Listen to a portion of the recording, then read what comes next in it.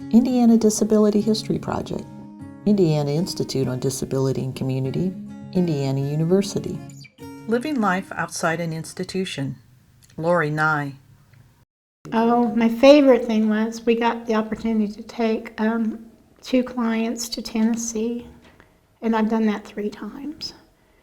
And although one of them wouldn't get out and do anything because he had dual diagnosis of schizophrenia and developmental disabilities, so he had a lot of phobias and triggers, but he wanted to go. So I would just drive him up to the stuff.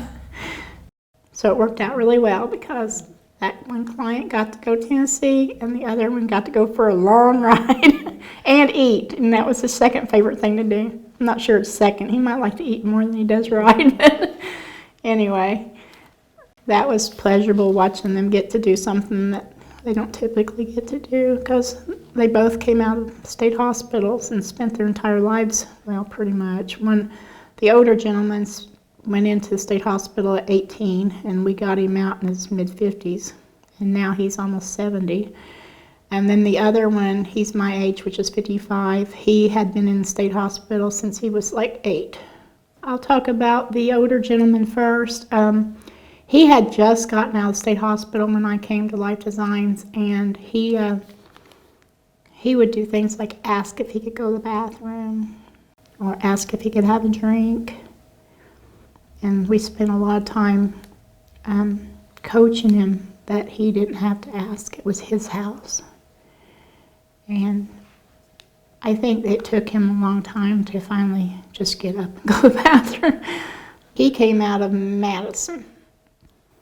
And then the younger gentleman, his transition was more smooth. His father was scared because the state hospital had always told him that he couldn't survive out in the community, that he would break the windows and run off, and wasn't the case, but we made his father feel more comfortable by placing furniture in front of all the windows so that he couldn't get to them.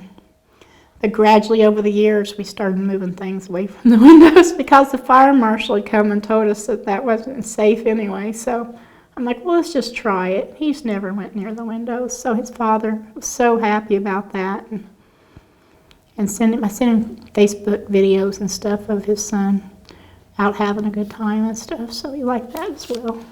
He's nonverbal, but you could tell that he'd spent a lot of time by himself not being paid attention to, because when he had anything wrong with him, he would beat his ears. And he had beaten his ears to the point where he had cauliflower ears before we got him. And they had him drugged up on painkillers. So I got him off the painkillers because he was sedated with them.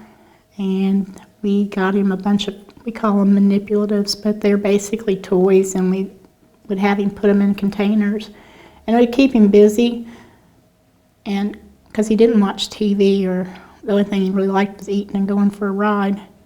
So we'd keep him busy with those manipulatives, and he quit hurting himself. And if he had a pain, we'd figure it out. First time he hit his head, we're like, okay, something's going on. You're constipated, your belly hurts, you got a headache, you got a fever.